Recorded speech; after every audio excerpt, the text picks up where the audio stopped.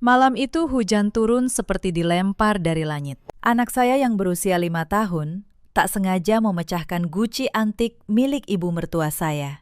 Belum sempat saya minta maaf. Kami sudah diseret ke pintu. Kami diusir ke jalanan dingin tanpa alas kaki, tanpa payung, tanpa sepeser pun di tangan, sambil memeluk anak saya yang menggigil di trotoar. Saya bersumpah satu hal dalam hati. Suatu hari, rumah megah itu akan tahu siapa sebenarnya yang selama ini menanggung semuanya. Halo, sahabat.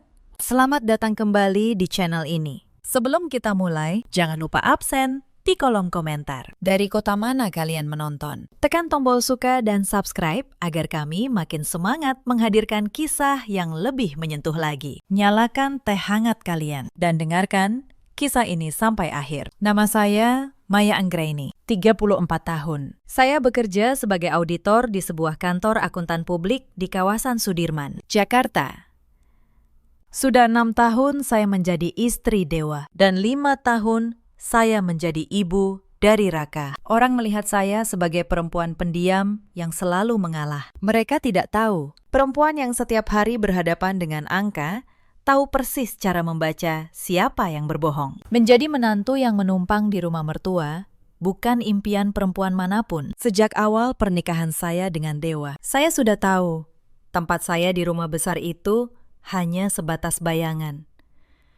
Rumah itu berdiri megah di kawasan Pondok Indah dengan pagar tinggi dan halaman yang luas. Tetapi bagi saya, rumah itu lebih mirip sangkar daripada tempat pulang. Ibu mertua saya, Ibu Ratna, tidak pernah menyukai saya. Di matanya, saya hanyalah perempuan kampung dari sebuah desa kecil di Jawa Tengah yang beruntung bisa memikat hati putranya. Status saya sebagai anak desa selalu menjadi senjata andalannya untuk merendahkan. Setiap kali Dewa tidak ada di rumah, senjata itu ia keluarkan tanpa ampun. Saya masih ingat hari pernikahan kami. Ibu Ratna tidak tersenyum sama sekali. Ia menyalami tamu dengan dingin, lalu berbisik kepada saudaranya bahwa anaknya salah memilih. Saya mendengarnya, saya hanya menunduk.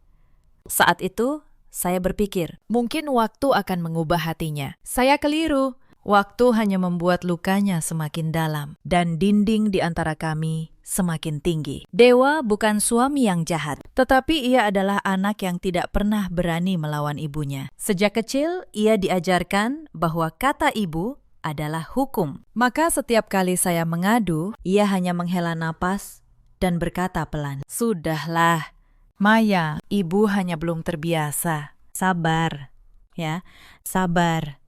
Kata itu menjadi makanan saya sehari-hari selama 6 tahun, yang tidak diketahui banyak orang. Keluarga ini tidak sekaya tampilannya. Bisnis kontraktor milik mendiang bapak mertua sempat hampir bangkrut 3 tahun lalu. Dewa mewarisi perusahaan itu dalam keadaan terlilit utang, dan orang yang membantu menyelamatkannya diam-diam adalah saya. Tetapi waktu itu belum tiba untuk menceritakan bagian itu. Mari kita kembali ke pagi sebelum semua runtuh. Pagi itu terasa lebih sunyi dari biasanya. Dewa baru saja berangkat keluar pulau untuk urusan dinas perusahaan. Ia akan berada di sana kurang lebih 2 minggu. Saat mengecup kening saya dan memeluk Raka, ia berpesan agar saya menjaga diri dan menjaga ibunya. Saya hanya mengangguk, memaksakan senyum, menutupi cemas yang selalu datang setiap kali saya harus berdua saja dengan Ibu Ratna di rumah ini. Baru saja mobil Dewa keluar dari gerbang. Suara ketukan tongkat Ibu Ratna sudah terdengar di lantai atas. Ia memanggil saya dengan nada tinggi yang sudah saya hafal. "Kemana saja kamu? Jam segini, lantai atas belum kamu pel. Sarapan juga belum siap.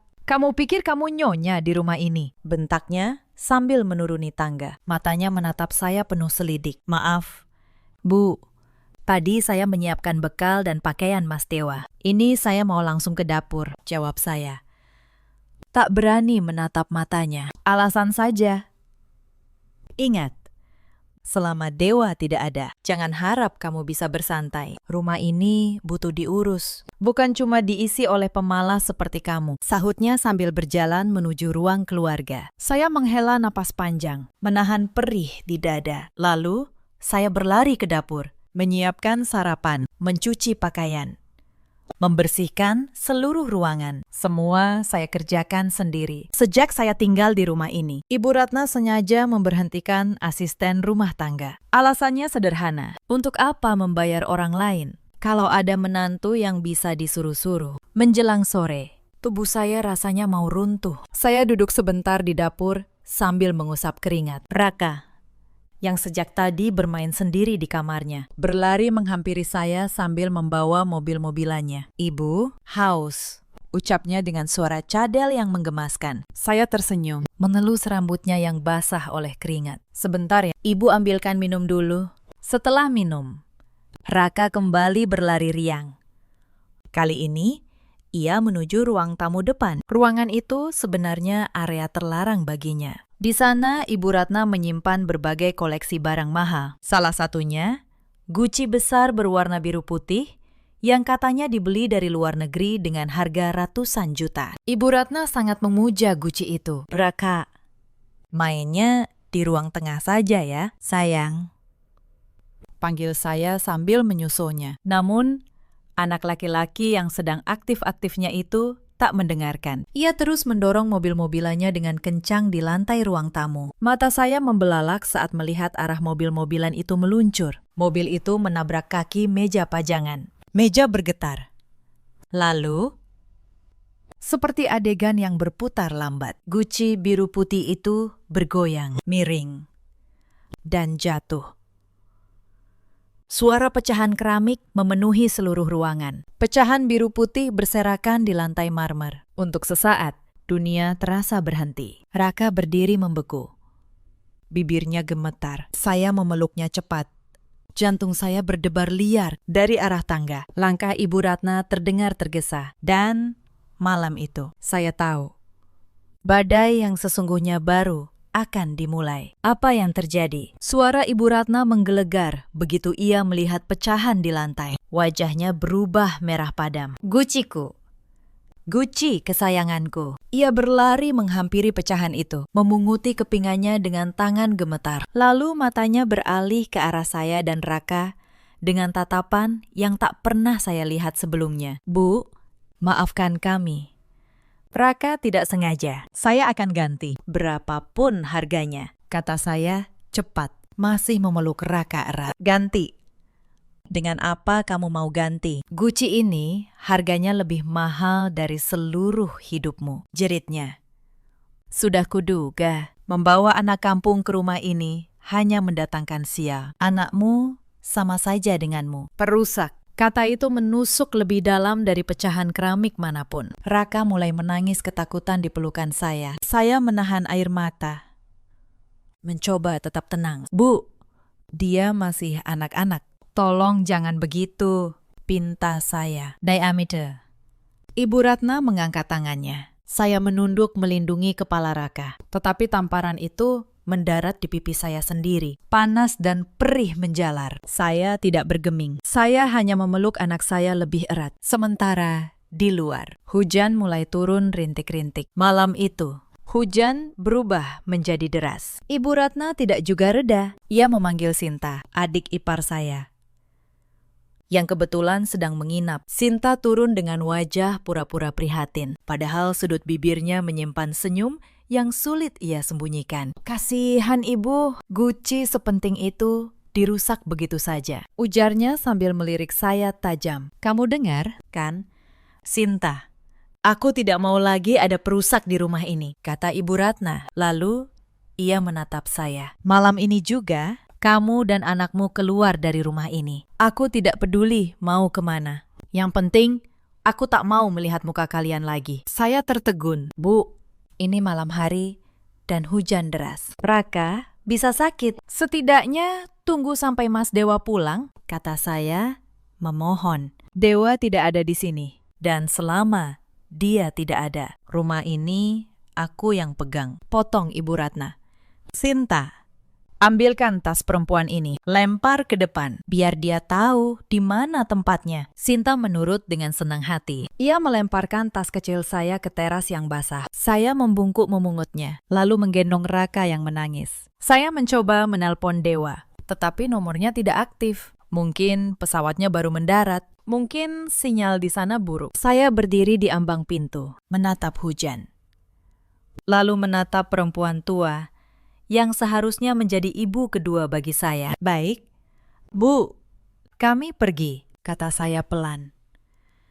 Saya tidak menangis di depannya. Saya hanya menggendong Raka, menutupi kepalanya dengan jaket tipis saya, lalu melangkah keluar ke jalanan dingin. Pintu di belakang saya ditutup dengan suara keras. Lampu teras dimatikan. Dan di tengah gelap itu, saya berjalan tanpa tahu harus kemana. Sementara satu kalimat berputar di kepala saya. Mereka tidak tahu apa yang sebenarnya mereka usir malam ini. Saya menumpang di sebuah warung kecil yang masih buka di pinggir jalan. Pemiliknya, seorang ibu paruh baya bernama Bu Asih, melihat saya dan Raka basah kuyup, lalu segera mempersilakan kami masuk. Ia menyeduh teh hangat dan meminjamkan handuk. "Nak, kamu kenapa malam-malam begini di luar dengan anak kecil?" tanyanya lembut. Saya hanya tersenyum getir. Cerita panjang. "Bu, terima kasih sudah memberi kami tempat berteduh." Kebaikan orang asing malam itu terasa lebih hangat dari keluarga yang saya tumpangi selama 6 tahun. Keesokan paginya, Dewa akhirnya menelpon. Suaranya panik begitu tahu saya dan Raka ada di luar rumah. Tetapi yang ia ucapkan setelah itu membuat hati saya membeku. "Maya, tolong mengertilah ibu. Guci itu sangat berarti baginya. Kamu kembali saja, minta maaf baik-baik. Demi aku, ya." Saya menggenggam telepon erat-erat. Bertahun-tahun saya berharap suami saya berdiri di pihak saya. Pagi itu saya sadar ia tidak akan pernah melakukannya. Dan mungkin sudah waktunya saya berhenti menunggu. "Mas," kata saya, "tenang. Aku tidak akan kembali ke rumah itu. Bukan karena aku marah pada ibu, tetapi karena aku tidak akan membiarkan anak kita tumbuh di tempat yang menyebutnya perusak." Dewa terdiam lama di seberang. Lalu ia berkata bahwa ia akan menyelesaikan urusan dinasnya dulu. Baru kami bicara. Sambungan terputus. Saya menatap layar yang gelap, dan untuk pertama kalinya, saya merasa lega. Beban menunggu itu akhirnya saya letakkan. Saya mengontrak sebuah rumah kecil di kawasan Bintaro dengan tabungan pribadi yang selama ini saya simpan tanpa sepengetahuan siapapun. Ya, saya punya tabungan sendiri sebagai auditor. Saya tahu betul betapa berbahayanya seorang perempuan yang menggantungkan seluruh hidupnya pada orang lain. Sejak tahun pertama menikah, saya selalu menyisihkan penghasilan saya ke rekening yang hanya saya yang tahu. Saat itu, saya tidak tahu untuk apa. Sekarang saya tahu. Itu adalah jaring pengaman yang menyelamatkan saya dan Raka. Hari-hari berikutnya tidak mudah. Saya bangun pagi, mengantar Raka ke tempat penitipan anak, lalu bekerja seperti biasa. Malam hari, saya memasak makanan sederhana, ikan goreng dengan sayur asem dan sambal terasi. Sederhana. Tetapi, untuk pertama kalinya dalam waktu lama, kami makan dengan tenang. Tidak ada bentakan, tidak ada tatapan merendahkan, hanya saya dan Raka, dan tawa kecilnya yang kembali muncul perlahan. Namun, yang tidak saya duga, masalah belum selesai. 3 hari setelah saya pindah, Sinta datang ke kantor saya. Ia masuk dengan langkah angkuh, lalu duduk di hadapan saya tanpa permisi. "Mbak Maya, ibu menyuruhku ke sini," katanya. "Ibu butuh tanda tanganmu untuk beberapa surat. Urusan keluarga. Tinggal tanda tangan. Beres." Saya menatapnya. Naluri seorang auditor langsung menyala. "Surat apa? Boleh saya baca dulu?" tanya saya tenang. Sinta tampak terganggu, tetapi ia menyodorkan map itu. Saya membaca perlahan, dan jantung saya berdegup. Itu bukan surat keluarga biasa. Itu surat pernyataan pelepasan hak. Isinya, saya menyatakan tidak memiliki hak apapun atas seluruh aset keluarga Dewa, termasuk rumah dan perusahaan. Tinggal satu tanda tangan, dan saya akan kehilangan segalanya. "Kenapa ibu menyuruhku menandatangani ini?" tanya saya. Menjaga suara tetap datar, Sinta tersenyum tipis. "Anggap saja perpisahan baik-baik, Mbak.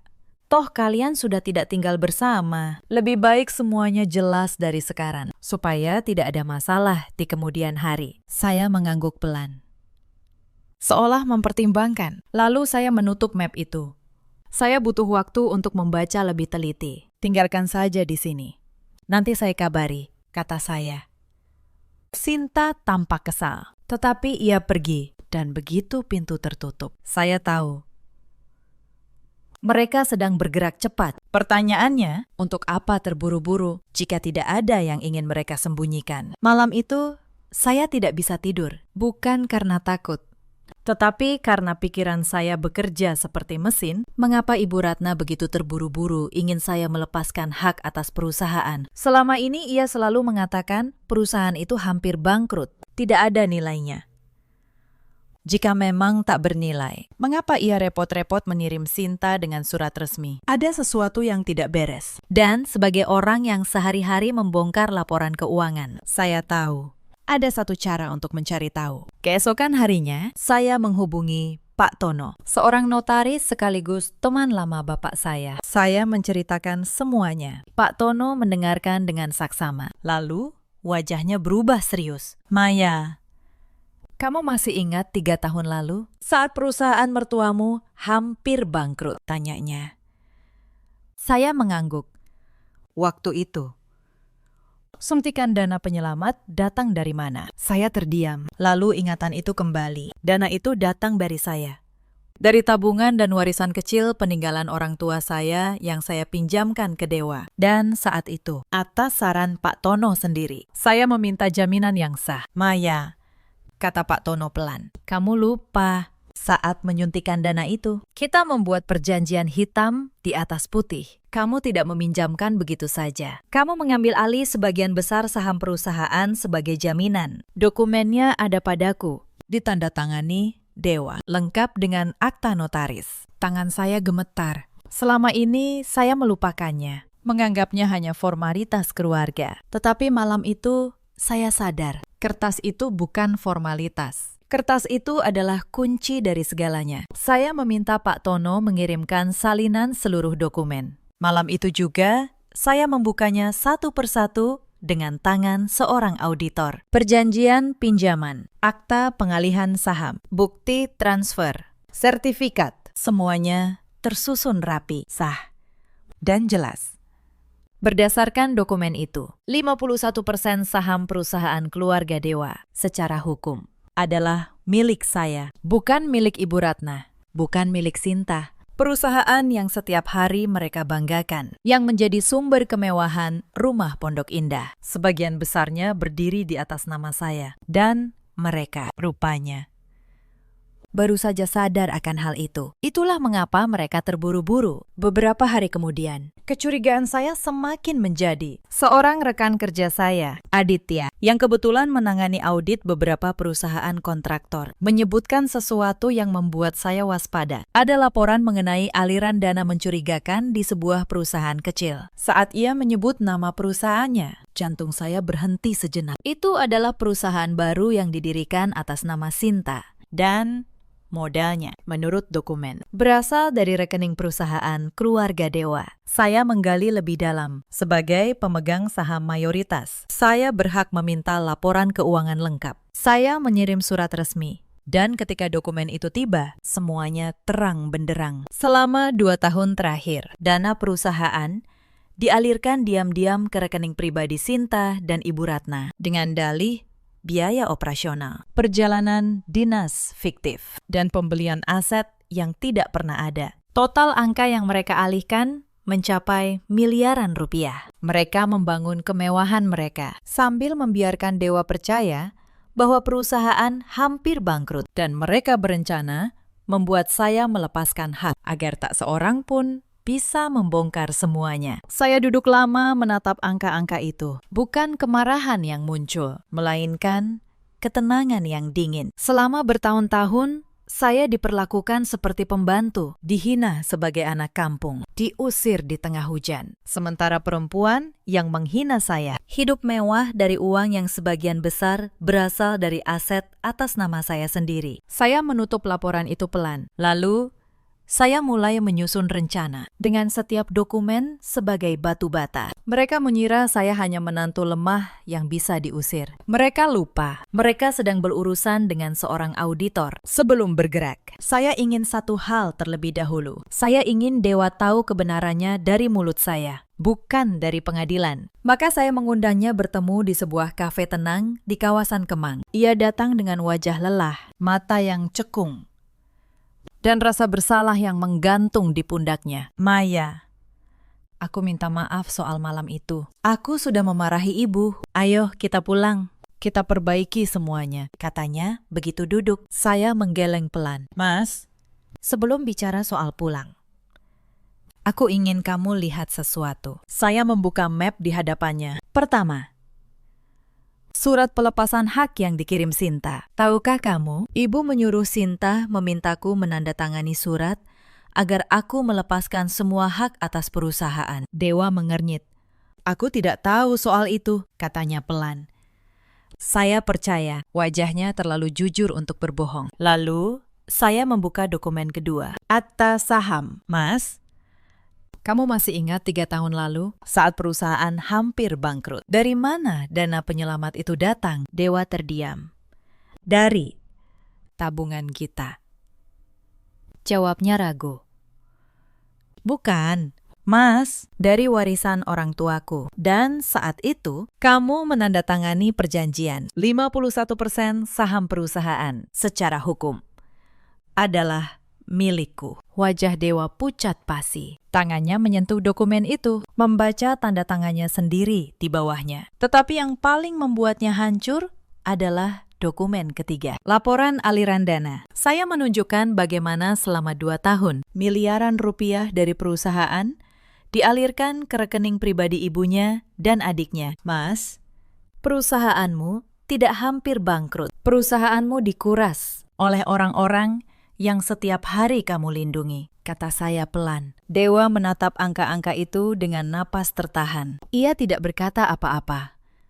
Hanya keringat dingin yang menetes di pelipisnya. Tidak mungkin, bisiknya akhirnya. Ibu tidak mungkin, Sinta tidak mungkin. Suaranya tercekat. Saya tidak perlu menjawab. Angka-angka itu sudah menjawab untuknya. Saya menutup map.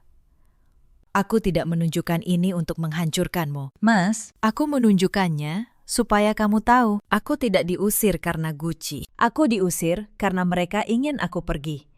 Sebelum aku menemukan semua ini, Dewa menundukkan kepala. Dan untuk pertama kalinya dalam 6 tahun, saya melihat suami saya benar-benar menangis. Malam itu Dewa pulang ke rumah Pondok Indah dengan hati yang berkecamuk. Saya tidak ikut.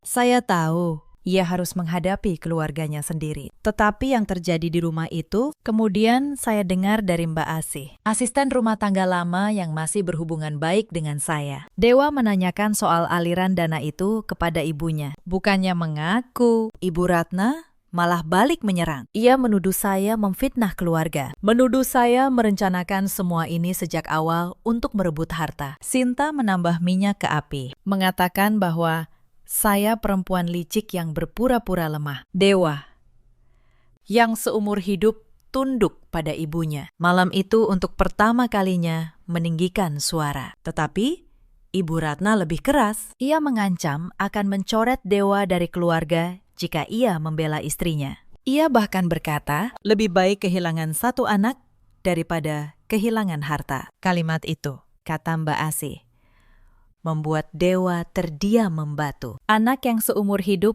membela ibunya. Malam itu mendengar dari mulut ibunya sendiri bahwa harta lebih berharga daripada dirinya. Sementara itu, saya tidak tinggal diam. Saya tahu, menghadapi orang seperti Ibu Ratna dan Sinta tidak cukup dengan air mata. Saya membutuhkan kekuatan hukum. Bersama Pak Tono, saya menyiapkan langkah demi langkah dengan rapi. Pertama, saya resmi mendaftarkan diri sebagai pemegang saham mayoritas di perusahaan, sesuai akta yang sah. Kedua, saya menyiapkan laporan audit lengkap mengenai penyalahgunaan dana. Ketiga, saya berkonsultasi dengan pengacara untuk kemungkinan tuntutan pidana atas penggelapan. Beberapa hari kemudian, Sinta kembali menghubungi saya. Kali ini, nadanya berbeda. Tidak ada lagi keangkuhan. Mbak Maya, kita bicara baik-baik, ya.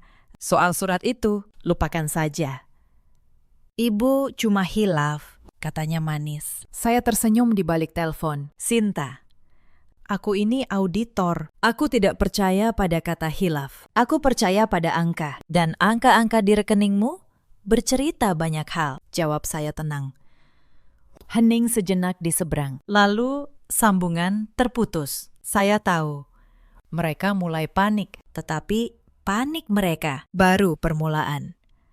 Hari-hari berikutnya, tekanan di rumah Pondok Indah semakin terasa. Para kreditur perusahaan yang selama ini ditenangkan dengan laporan palsu mulai bertanya. Beberapa proyek terhenti karena dana yang seharusnya ada ternyata raib. Dewa, yang kini mencoba mengurus perusahaan dengan jujur, menemukan lubang demi lubang yang ditinggalkan ibunya dan adiknya. Setiap lubang itu membawanya kembali pada satu kesimpulan yang menyakitkan. Selama ini ia dibutakan oleh kasih sayang yang ternyata bersyarat. Suatu sore, Dewa datang ke rumah kontrakan saya di Bintaro. Ia berdiri di depan pintu dengan wajah yang sama sekali berbeda. Bukan lagi suami yang selalu berkata sabar, ya. Ia tampak seperti orang yang baru bangun dari tidur panjang. Maya, boleh aku masuk? Tanyanya. Saya membukakan pintu. Raka berlari memeluk kaki ayahnya. Dan untuk sesaat, ada kehangatan yang lama hilang. Dewa menggendong anaknya, lalu menatap saya. Aku salah. Maya. Selama ini aku salah. Saya mempersilakannya duduk. Saya menyeduh teh, lalu menaruhnya di hadapannya. Mas, aku tidak butuh pengakuan. Aku butuh tindakan, kata saya. Dewa mengangguk. Aku akan membereskan semuanya. Aku akan menuntut ibu dan Sinta kalau itu yang harus kulakukan. Saya menggeleng. Bukan kamu yang menuntut, Mas. Aku yang akan melakukannya sebagai pemegang saham. Tugasmu hanya satu, berdiri di tempat yang benar untuk pertama kalinya dalam hidupmu sebelum hari rapat itu tiba. Sinta melancarkan serangan terakhirnya. Ia mengirim pesan anonim ke kantor saya, menuduh saya menggelapkan dana klien. Tuduhan itu palsu, tetapi cukup untuk memicu pemeriksaan internal. Selama 3 hari, saya harus menyerahkan seluruh catatan kerja saya kepada tim pemeriksa. Saya tidak gentar. Justru karena saya seorang auditor, setiap transaksi saya tercatat rapi. Setiap dokumen tersimpan dengan tanggal dan tanda tangan. Pemeriksaan itu malah membuktikan integritas saya dan menunjukkan betapa teliti saya bekerja. Saat tim pemeriksa menyatakan saya bersih, atasan saya, Bu Sari, memanggil saya.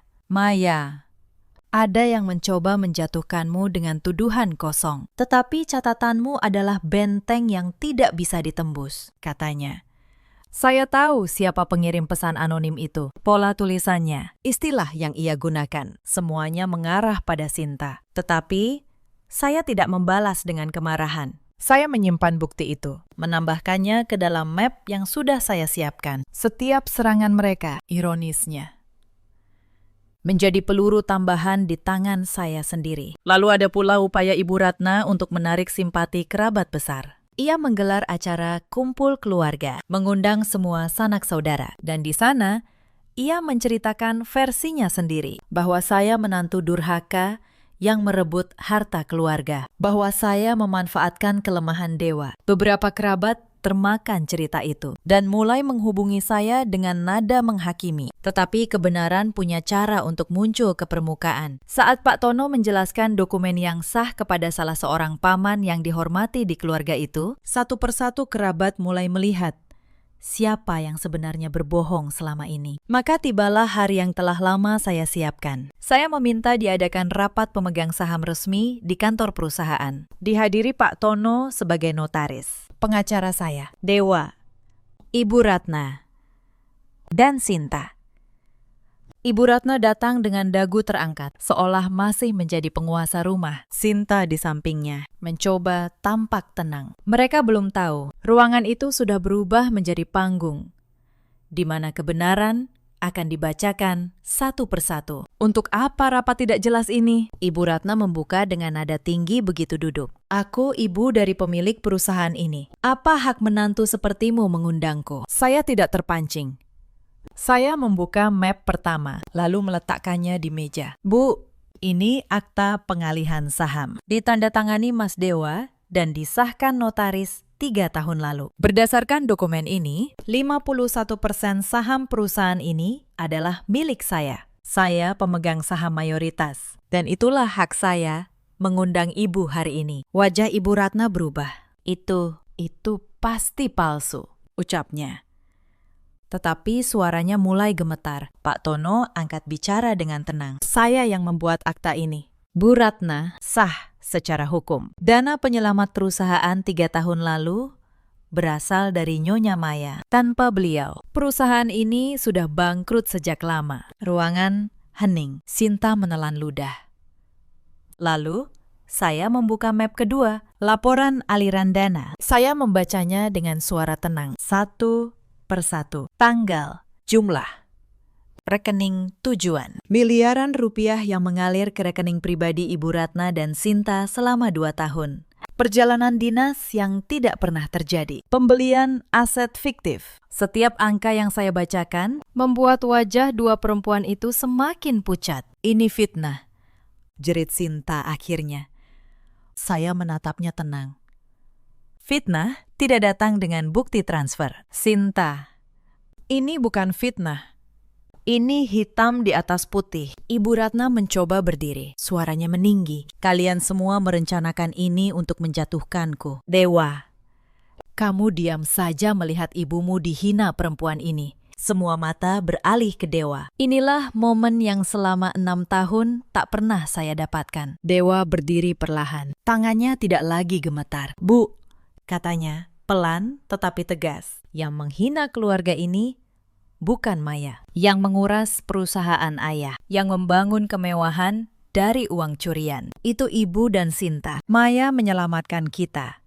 Dan kalian mengusirnya di tengah hujan. Ibu Ratna terhuyung. Seolah kata-kata anaknya menamparnya lebih keras dari tamparan apapun. Dewa, kamu membela perempuan itu, melawan ibumu sendiri. Dewa menatap ibunya dengan mata berkaca-kaca. Aku tidak melawan ibu. Aku berhenti membiarkan ibu menyakiti keluargaku. Itu berbeda. Untuk pertama kalinya, Ibu Ratna tidak punya kata-kata untuk membalas. Senjata andalannya, rasa takut anaknya, telah patah di tangannya sendiri. Saya menutup map terakhir. Bu, Sinta, saya beri kalian 2 pilihan, kata saya.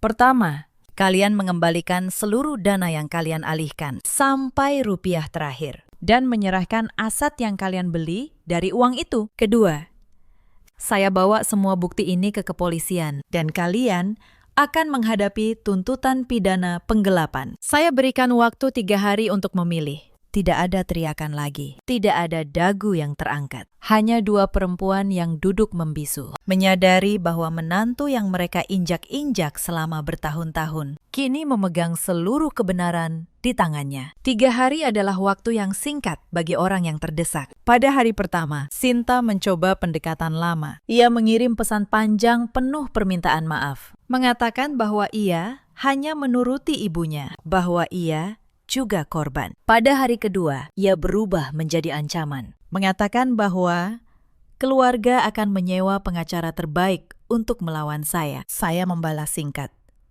Silakan, pengacara terbaik pun tidak bisa mengubah angka di rekening koran. Setelah itu, ia tidak membalas lagi. Sementara itu, Ibu Ratna mencoba cara yang berbeda. Ia mendatangi rumah orang tua saya di kampung. Sesuatu yang tak pernah ia lakukan selama 6 tahun pernikahan kami. Ia datang dengan air mata, memohon kepada bibi saya agar saya mencabut tuntutan. Tetapi bibi saya, yang dulu pernah diusir dari rumah Pondok Indah saat hendak menjenguk saya, hanya berkata, Bu, dulu saat kami datang membawa hasil kebun, Ibu menutup pintu di depan kami. Sekarang Maya yang menutup pintu. Itu bukan kekejaman, itu cuma cermin. Pada hari ketiga, datanglah keputusan mereka. Pengacara keluarga datang ke kantor Pak Tono, membawa dokumen kesepakatan. Mereka memilih opsi pertama, mengembalikan seluruh dana, menyerahkan aset, termasuk 2 rumah,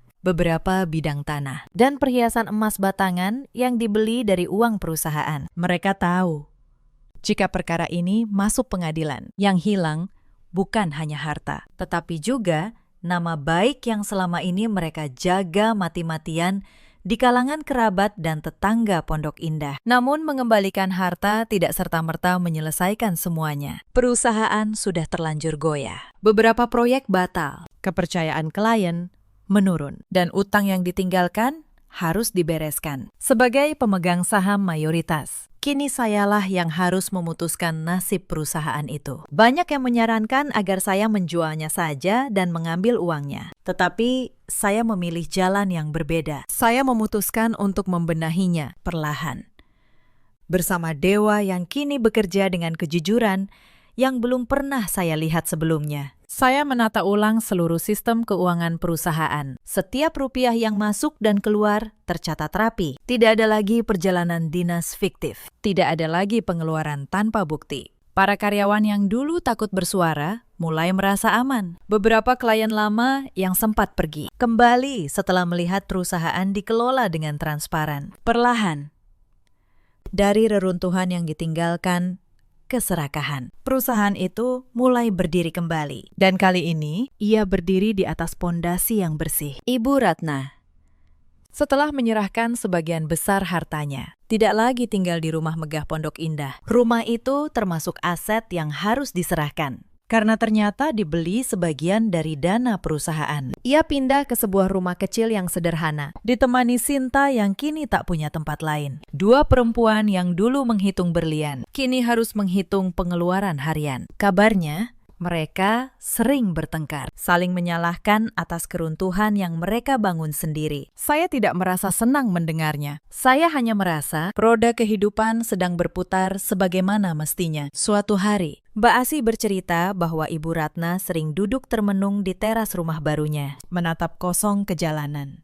Katanya, ia kadang berbisik menyesali malam saat mengusir cucunya sendiri di tengah hujan. Cucu yang dulu ia sebut perusak, kini menjadi satu-satunya darah daging yang ia rindukan. Tetapi penyesalan datang selalu paling akhir, setelah semua pintu tertutup. Dan beberapa pintu, sekali tertutup, tidak bisa dibuka lagi dengan air mata. Dewa, di sisi lain, berubah menjadi sosok yang berbeda. Ia tidak lagi menjadi anak yang tunduk pada rasa takut. Ia menjadi ayah yang setiap sore pulang tepat waktu untuk membacakan cerita bagi Raka. Ia menjadi suami yang belajar mendengarkan. Bukan menyuruh saya bersabar, tetapi luka 6 tahun tidak bisa sembuh dalam semalam. Saya tidak langsung menerimanya kembali sepenuhnya. Ada kepercayaan yang harus dijahit ulang, benang demi benang.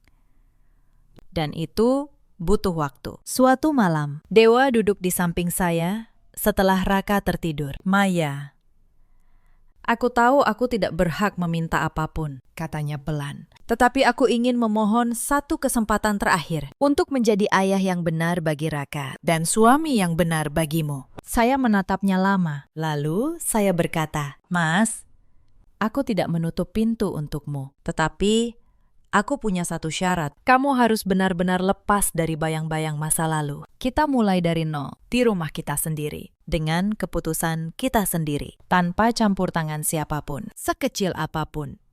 Dewa mengangguk berulang kali, tanpa ragu sedikit pun. Air matanya menetes. Kali ini bukan air mata orang yang hancur, tetapi air mata orang yang bersyukur diberi kesempatan kedua. Saya tahu, jalan di depan tidak akan mudah. Tetapi, untuk pertama kalinya, saya merasa kami berjalan ke arah yang sama. Bukan saya yang terseret di belakang. Ada satu hal yang ingin saya ceritakan, yang terjadi di sela-sela semua kekacauan itu. Saat saya pertama kali pindah ke rumah kontrakan kecil di Bintaro, banyak orang di kantor yang bertanya-tanya. Mereka tahu saya menantu keluarga kaya, tinggal di Pondok Indah. Tiba-tiba saya pindah ke rumah sewaan sederhana, mengantar anak sendiri ke penitipan, memasak dengan kompor kecil. Beberapa berbisik di belakang saya, tetapi saya tidak peduli. Bagi saya, atap kecil yang tenang jauh lebih berharga daripada istana yang penuh hinaan. Atasan saya, seorang ibu bijak bernama Bu Sari, memanggil saya suatu hari. Ia tidak bertanya soal rumah tangga saya. Ia hanya berkata, Maya, saya perhatikan kamu akhir-akhir ini bekerja dengan ketelitian yang berbeda. Ada ketenangan baru di matamu. Lalu ia menawarkan saya posisi sebagai kepala tim audit, sebuah jabatan yang sudah lama saya impikan. Saya menerimanya, dan saat itu saya sadar, badai yang mengusir saya dari rumah mertua ternyata membawa saya menuju tempat yang lebih layak. Jabatan baru itu memberi saya bukan hanya penghasilan lebih besar, tetapi juga keyakinan. Untuk pertama kalinya dalam hidup pernikahan saya berdiri di atas kaki sendiri sepenuhnya. Saya tidak lagi menggantungkan harga diri pada penerimaan keluarga dewa. Saya membangun nilai saya sendiri dari keahlian saya sendiri. Dan ketika seorang perempuan tahu nilainya sendiri, tidak ada satupun mertua di dunia ini yang bisa membuatnya merasa kecil. Selama proses penyelesaian dengan keluarga dewa berlangsung, ada momen-momen yang menguji saya. Suatu sore, seorang kerabat jauh Ibu Ratna menelpon, mencoba membuat saya merasa bersalah. Maya, bagaimanapun dia ibu mertuamu. Kamu tega membuatnya jatuh miskin. Apa kata orang nanti? Katanya. Saya menjawab, tenang, Bu. Saya tidak membuatnya miskin. Saya hanya meminta kembali apa yang bukan miliknya. Soal kata orang, saya sudah lama berhenti hidup untuk menyenangkan mulut orang lain. Sambungan terputus, dan saya merasa lebih ringan. Saya juga harus jujur. Ada saat-saat saya hampir goyah. Suatu malam, Raka bertanya polos, "Ibu, kenapa kita tidak pernah ke rumah nenek lagi?" Pertanyaan kecil itu membuat dada saya sesak. Saya tidak ingin anak saya tumbuh dengan kebencian. Maka saya menjawab dengan hati-hati, "Sayang, kadang orang dewasa butuh waktu untuk memperbaiki kesalahan. Nenek sedang belajar. Kita doakan saja yang baik untuknya." Raka mengangguk, lalu kembali bermain. Saya menyimpan luka itu untuk diri saya sendiri, agar tidak menular padanya. Ada pelajaran yang saya petik dari seluruh perjalanan ini. Kekuatan seorang perempuan bukan terletak pada kemampuannya bertahan dalam penderitaan tanpa batas. Banyak orang mengira menantu yang baik adalah yang diam, mengalah, dan menerima semua perlakuan demi menjaga keutuhan keluarga. Padahal, mengalah pada ketidakadilan bukanlah kebaikan. Itu hanya memberi izin pada kejahatan untuk terus berlanjut. Kekuatan sejati adalah berani berkata cukup, lalu bangkit dengan kepala tegak. Saya bersyukur dalam diam selama bertahun-tahun. Saya tidak pernah berhenti menyiapkan diri. Saya menyimpan tabungan saat orang lain berfoya. Saya mempertahankan karir saat banyak yang menyarankan saya berhenti bekerja dan mengurus rumah saja. Saya menyimpan setiap dokumen, mencatat setiap transaksi, bukan karena curiga, tetapi karena itulah kebiasaan seorang auditor.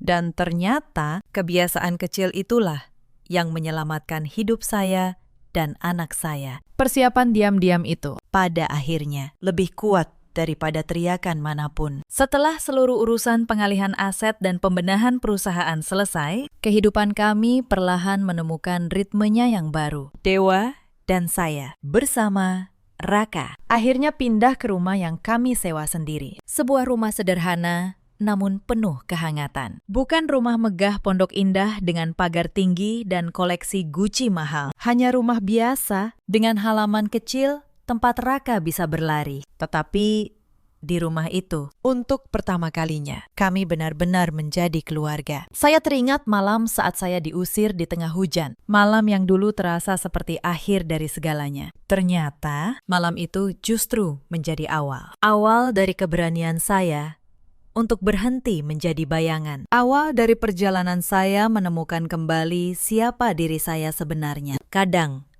hidup harus menghancurkan kita terlebih dahulu, agar kita berhenti hidup di tempat yang salah dan mulai membangun di tempat yang benar. Beberapa bulan kemudian, sesuatu yang tidak saya duga terjadi. Ibu Ratna mengirim surat, bukan melalui Sinta, bukan melalui kerabat, tetapi tulisan tangannya sendiri. Surat itu pendek. Ia tidak meminta harta kembali. Ia hanya menulis bahwa ia menyesal. Bahwa ia baru menyadari betapa berharganya keluarga setelah kehilangan semuanya. Di akhir surat, ia menulis satu kalimat yang membuat saya tergiam lama. Maya, andai dulu aku memperlakukanmu sebagai anak, mungkin hari ini aku tidak sendirian. Saya membaca surat itu berkali-kali, bukan untuk mencari kepuasan, tetapi untuk mencari jawaban dalam hati saya sendiri. Apakah saya sudah bisa memaafkan? Apakah luka 6 tahun bisa dihapus oleh selembar surat? Saya tidak punya jawaban segera. Maafkan bukan berarti melupakan. Maaf juga bukan berarti membuka kembali pintu yang dulu menyakiti. Tetapi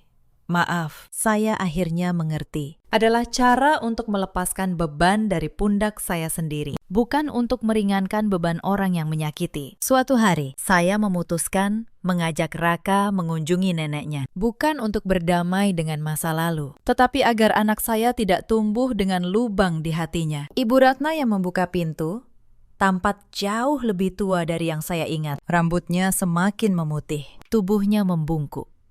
Saat melihat Raka, matanya berkaca-kaca. Ia berlutut, memeluk cucunya, dan menangis tanpa suara. Raka, dengan kepolosan anak-anak, mengelus pipi neneknya dan berkata, "Nenek, jangan menangis." Saya berdiri di ambang pintu, menyaksikan. Saya tidak memeluk Ibu Ratna. Belum. Mungkin suatu hari nanti. Tetapi saya membiarkan cucu dan neneknya bertemu karena saya percaya kebencian tidak boleh diwariskan. Saat kami pamit, Ibu Ratna menggenggam tangan saya sebentar. "Terima kasih, Maya," bisiknya.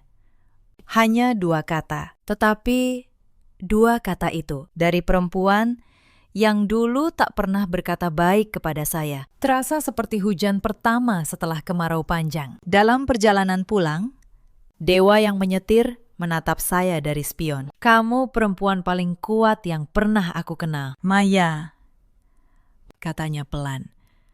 Saya tersenyum, menatap Raka yang tertidur di kursi belakang. "Bukan kuat, Mas, aku hanya berhenti membiarkan rasa takut mengambil keputusan untukku." Mobil melaju membelah jalanan, meninggalkan rumah kecil Ibu Ratna di belakang, menuju rumah kami sendiri. Tempat di mana hidup kami yang baru sedang tumbuh perlahan. Sebagai penutup perjuangan ini, ada satu benda kecil yang saya letakkan di sudut ruang tamu rumah sewaan kami. Sebuah guci keramik bunga berukuran sedang, yang saya beli di sebuah pasar seni dengan harga yang sangat terjangkau. Guci itu jauh lebih murah daripada guci antik milik mertua saya dulu, yang harganya ratusan juta. Tetapi, bagi saya, guci sederhana ini memiliki nilai yang jauh lebih mahal. Ia adalah saksi perjuangan. Setiap kali saya duduk melepas lelah dan menatap guci itu, saya tersenyum penuh rasa syukur. Guci itu berdiri kokoh, mengingatkan saya bahwa dari sebuah pecahan, dari luka yang paling dalam sekalipun, seorang perempuan selalu memiliki kekuatan untuk bangkit, untuk menyusun ulang pecahan hidupnya, dan menjadi sosok yang tidak akan pernah lagi sudi diinjak harga dirinya oleh siapapun di dunia ini. Kini, setiap pagi, saya bangun bukan lagi dengan rasa cemas, melainkan dengan rasa syukur. Raka tumbuh menjadi anak yang ceria, tertawa lepas tanpa takut disebut perusak. Dewa berangkat kerja dengan tujuan yang jelas, membangun kembali apa yang sempat runtuh. Dan saya, perempuan yang dulu hanya dianggap bayangan di rumah besar, kini berdiri sebagai tiang utama keluarga ini. Bukan karena saya merebut kekuasaan, tetapi karena saya berani memilih kebenaran saat semua orang menyuruh saya diam. Cerita ini mengajarkan kita banyak hal. Jangan pernah mengukur nilai seseorang dari asal-usul atau hartanya. Dan jangan pernah merasa aman menindas orang yang diam. Karena diam tidak selalu berarti lemah. Kadang, diam adalah cara seseorang mengumpulkan kekuatan. Ada banyak perempuan di luar sana yang seperti saya dulu, yang setiap hari menelan hinaan demi menjaga keutuhan rumah tangga, yang mengira mengalah tanpa batas adalah bentuk pengabdian. Jika kalian salah satunya, ingatlah, bersabar bukan berarti membiarkan diri dihancurkan. Kalian berhak atas penghargaan, dan kalian berhak berkata cukup. Ada juga banyak suami di luar sana seperti Dewa dulu, yang terjebak di antara cinta pada ibu dan tanggung jawab pada keluarga sendiri. Kepada para suami, ketahuilah, membela istri dari ketidakadilan bukanlah durhaka pada orang tua. Itu adalah keberanian untuk menjadi pelindung yang sesungguhnya. Dan ada pula para ibu mertua di luar sana yang takut kehilangan anaknya, lalu memilih menyingkirkan menantunya. Kepada mereka, ingatlah,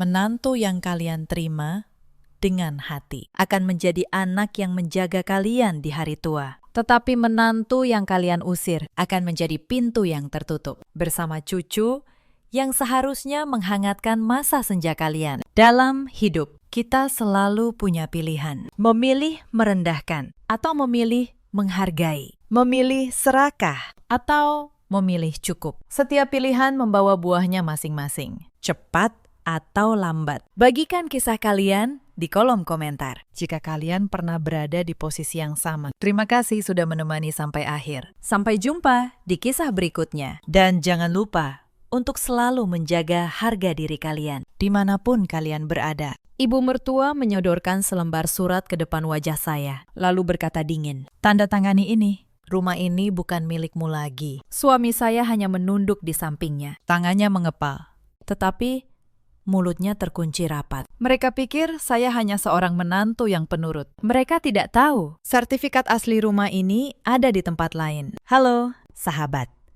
Selamat datang kembali di kanal ini. Kalau kisah ini menyentuh hati kalian, jangan lupa tinggalkan jejak di kolom komentar. Mari kita mulai. Nama saya Dewi, 30 tahun. Bekerja sebagai notaris di sebuah kantor di kawasan Bintaro. Sudah 7 tahun saya menekuni profesi ini. Dan sudah 5 tahun saya menjadi istri. Saya terbiasa membaca surat yang bisa mengubah nasib orang hanya dengan satu paraf. Mungkin itu sebabnya saya tidak mudah ditipu oleh selembar kertas. Rumah yang saya tinggali berada di Bintaro. Rumah 2 lantai, tidak mewah, tetapi nyaman. Saya membelinya dengan tabungan saya sendiri, jauh sebelum saya menikah dengan Mas Budi. Setiap batu bata di rumah itu adalah hasil kerja keras saya selama bertahun-tahun. Saya menyimpan satu prinsip sejak muda. Apapun yang menjadi milik saya harus jelas, hitam di atas putih. Bukan karena saya tidak percaya orang, tetapi karena saya tahu kepercayaan tanpa bukti adalah pintu yang mudah didobrak. Mas Budi, suami saya, berusia 35 tahun. Ia bekerja sebagai staf di sebuah perusahaan logistik. Ia bukan pria jahat. Ia hanya pria yang tidak pernah belajar mengatakan tidak kepada ibunya. Itulah yang kelak menjadi retakan terbesar di rumah tangga kami. Saya masih ingat hari pernikahan kami. Ibu mertua saya, Bu Rahmi, menatap saya dengan senyum yang sulit saya artikan. Bukan senyum hangat seorang ibu kepada anak baru. Lebih seperti senyum seseorang yang sedang menimbang harga sebuah barang. Waktu itu saya tidak ambil pusing. Saya pikir lama-kelamaan beliau akan menerima saya. Tahun pertama berjalan tenang. Bu Rahmi tinggal di rumah lamanya di kawasan Depok bersama anak bungsunya, Sari. Kami hanya bertemu saat akhir pekan atau hari raya. Saat itu, saya belum tahu bahwa jarak adalah satu-satunya hal yang menjaga kedamaian kami. Sari, adik ipar saya, berusia 29 tahun. Ia cantik dan pandai bicara. Tetapi di balik tutur katanya yang manis, ada perhitungan yang dingin. Saya merasakannya sejak awal, meski tidak pernah saya ucapkan. Bu Rahmi sangat menyayangi Sari. Bagi beliau, Sari adalah anak emas. Dan apapun yang baik di dunia ini, menurut beliau, sudah seharusnya menjadi milik Sari. Masalah dimulai ketika Sari hendak menikah. Suatu sore, Bu Rahmi datang ke rumah kami di Bintaro. Beliau berkeliling, menyentuh dinding, menatap langit-langit. Seperti seorang penilai properti. Beliau berkata pelan, "Rumah ini terlalu besar untuk kalian berdua dan satu anak." Saya hanya tersenyum. Saya belum mengerti kemana arah pembicaraan itu. Anak kami, Bilal, baru berusia 3 tahun. Ia sedang tidur siang di kamarnya. Saya tidak ingin suara ribut mengganggu tidurnya. Bu Rahmi duduk di sofa, lalu melanjutkan. Sari sebentar lagi menikah. Ia belum punya rumah. Kalau kalian punya hati, kalian pasti mengerti. Saya menatapnya lama. Saya tahu persis apa yang beliau maksud. Meski beliau belum mengucapkannya dengan gamblang. Saat itu, Mas Budi hanya diam di pojok ruangan. Ia menatap lantai, seolah ada sesuatu yang sangat menarik di sana. Malam itu, setelah Bu Rahmi pulang, saya bertanya kepada suami saya. Saya bertanya dengan tenang, "Mas, apa maksud ibu tadi?" Mas Budi menghela napas panjang. Ia menjawab pelan, "Ibu cuma berharap kita bisa membantu Sari." Saya bertanya lagi, "Membantu bagaimana?" "Memberikan rumah kita." Ia tidak menjawab. Diamnya sudah cukup menjadi jawaban. Saya tidak marah malam itu. Saya hanya merasa dingin, seperti ada angin yang masuk melalui celah pintu yang tidak pernah saya sadari sebelumnya. Saya teringat hari-hari awal pernikahan, betapa saya berusaha menyenangkan hati Bu Rahmi. Saya memasak masakan kesukaannya. Saya menelpon setiap minggu. Saya menahan banyak hal demi kata damai. Tetapi malam itu, saya sadar, bagi sebagian orang, kebaikan menantu bukanlah hal yang dihargai. Justru dianggap sebagai kelemahan yang bisa dimanfaatkan. Hari-hari berikutnya, tekanan itu datang perlahan. Seperti air yang menetes di atas batu. Bu Rahmi mulai sering datang tanpa memberi kabar. Beliau membawa pakaiannya, menginap berhari-hari. Lalu lupa kapan harus pulang. Beliau berkata ingin lebih dekat dengan cucunya. Saya menerima beliau dengan baik. Saya menyiapkan kamar tamu. Saya memasak lebih banyak. Saya pikir mungkin ini cara beliau mendekatkan diri. Tetapi saya keliru. Suatu pagi saat saya hendak berangkat kerja, Bu Rahmi menahan saya di depan pintu. Beliau berkata, "Dewi, perempuan yang baik itu mengurus rumah, bukan mengejar karir." Saya tersenyum tipis. Saya menjawab, "Bu, pekerjaan saya yang membeli rumah ini." Wajah beliau langsung berubah. Beliau tidak menjawab. Beliau hanya berbalik dan masuk ke dalam. Sejak hari itu, saya tahu perang yang sesungguhnya baru saja dimulai. Untuk memahami bagaimana semua ini bermula, saya harus kembali ke tahun-tahun awal pernikahan kami. Saya dan Mas Budi menikah karena cinta, setidaknya.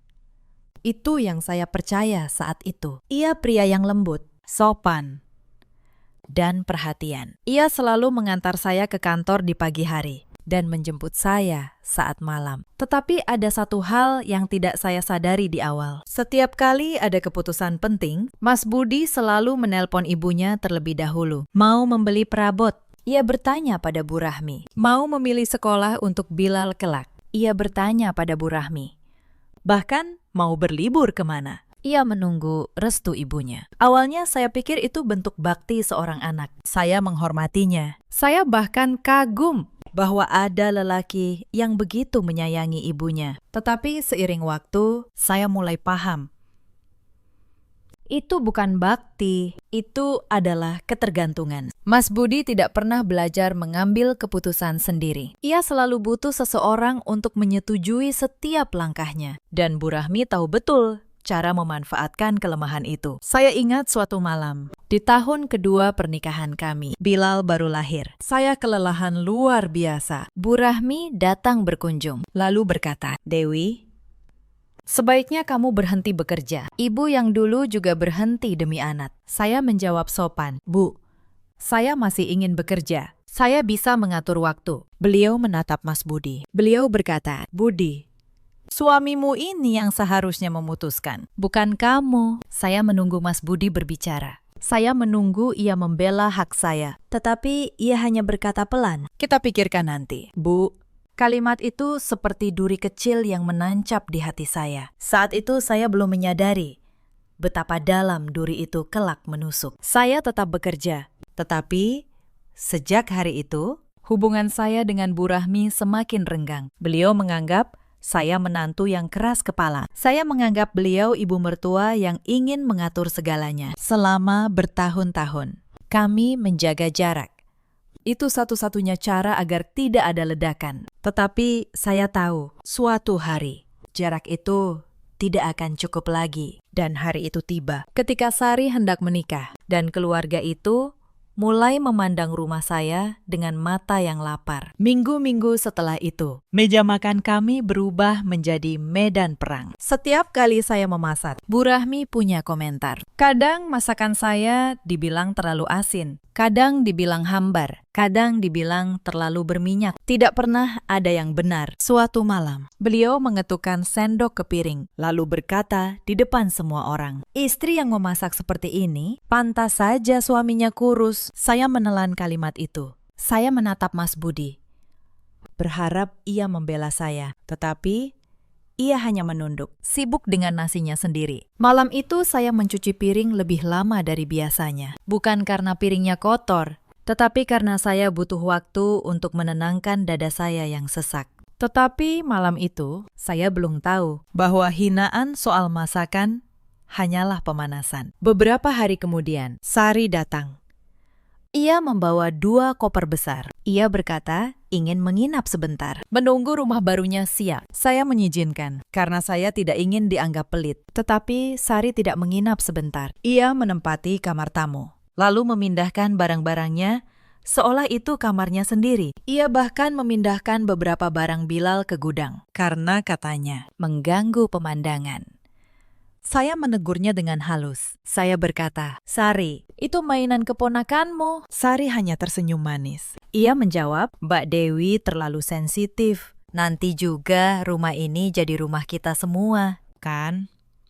Kalimat itu menggantung di udara seperti pisau. Saya menatapnya, tetapi ia sudah berbalik pergi. Saya tahu, kalimat itu bukan kelepasan. Itu adalah niat yang sengaja diucapkan. Tekanan berikutnya datang dalam bentuk yang lebih halus, tetapi lebih berbahaya. Suatu sore, Bu Rahmi memanggil saya ke ruang tengah. Di meja sudah ada secangkir teh dan sepiring nastar. Suasananya dibuat hangat, terlalu hangat, hingga saya curiga. Beliau berkata pelan, "Dewi, Ibu sudah tua. Ibu hanya ingin keluarga ini adil. Bagaimana kalau sertifikat rumah ini kita ubah, supaya nama Budi dan Sari juga masuk?" Saya meletakkan cangkir saya perlahan. Sebagai notaris, saya tahu persis apa arti permintaan itu. Mengubah nama di sertifikat bukan soal keadilan, itu soal kepemilikan. Saya menjawab dengan tenang, "Bu, rumah ini sudah jelas atas nama saya sebelum saya menikah." Bu Rahmi tersenyum,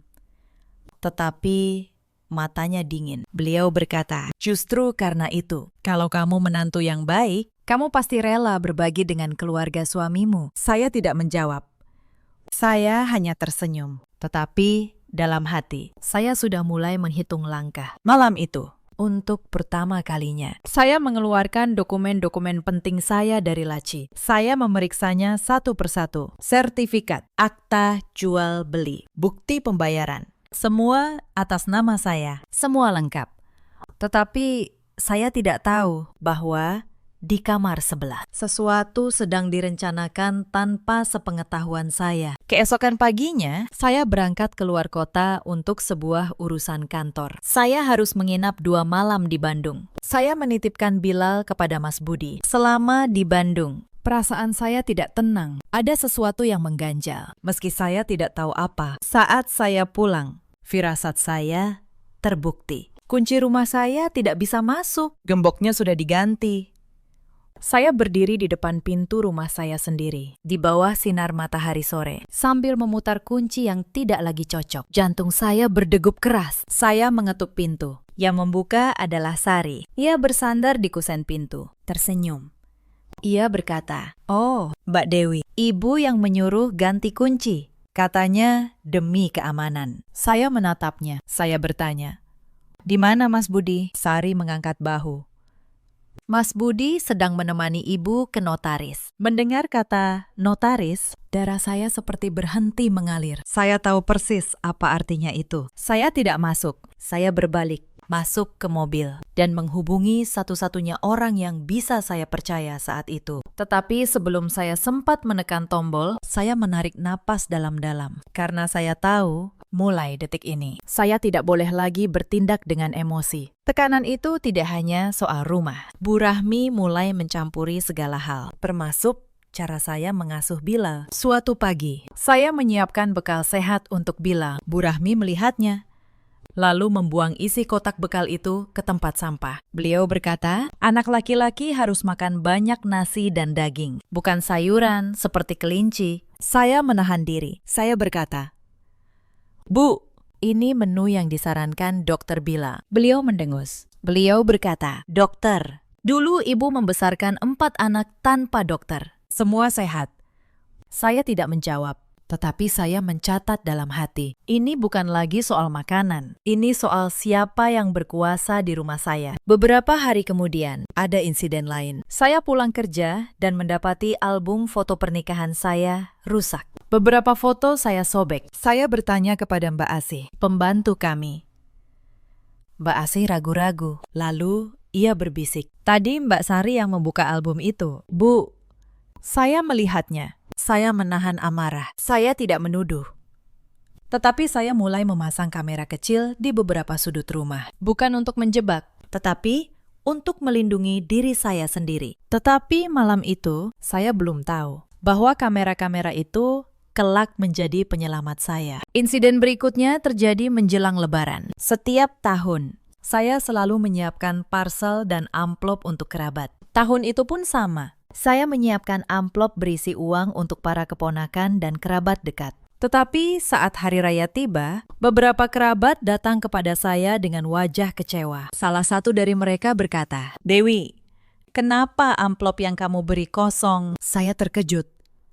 Saya yakin betul saya mengisi setiap amplop. Belakangan saya tahu, Sari telah mengambil isi amplop itu, lalu membiarkan amplop kosong saya bagikan, agar saya terlihat pelit di mata keluarga besar. Saya tidak bisa membuktikannya saat itu, tetapi saya menyimpan kejadian itu dalam ingatan. Saya mulai memahami pola mereka. Mereka tidak hanya ingin rumah saya, mereka ingin menghancurkan nama baik saya, agar saat mereka merampas, tidak ada yang membela saya. Tekanan terbesar datang ketika Bu Rahmi mulai mengatur keuangan kami. Suatu malam, saya mendengar percakapan di ruang tengah. Bu Rahmi berkata kepada Mas Budi, "Budi, jangan beritahu Dewi soal gajimu yang sebenarnya. Sisihkan untuk Sari. Dia lebih membutuhkan." Saya berdiri di balik pintu, mendengar semuanya. Suami saya, ayah dari anak saya, sedang diajari menyembunyikan penghasilan dari istrinya sendiri. Saya tidak masuk, saya tidak berteriak. Saya hanya berbalik perlahan, kembali ke kamar, dan menuliskan tanggal serta isi percakapan itu di sebuah buku catatan kecil. Buku itu menjadi saksi bisu dari setiap pengkhianatan yang terjadi di rumah saya. Malam-malam berikutnya, saya semakin sering merasa asing di rumah saya sendiri. Saya yang membeli rumah ini, tetapi saya diperlakukan seperti tamu yang tidak diundang. Suatu kali, saat saya sedang menidurkan Bila, Sari masuk tanpa mengetuk. Ia berkata, "Mbak, nanti kalau aku pindah ke kamar utama, Bilal bisa tidur di kamar kecil saja, kan?" Saya menatapnya. Saya bertanya, "Pindah ke kamar utama?" "Sari, kamar itu kamar saya dan suami saya." Sari tersenyum. Ia berkata, "Ya, untuk sekarang.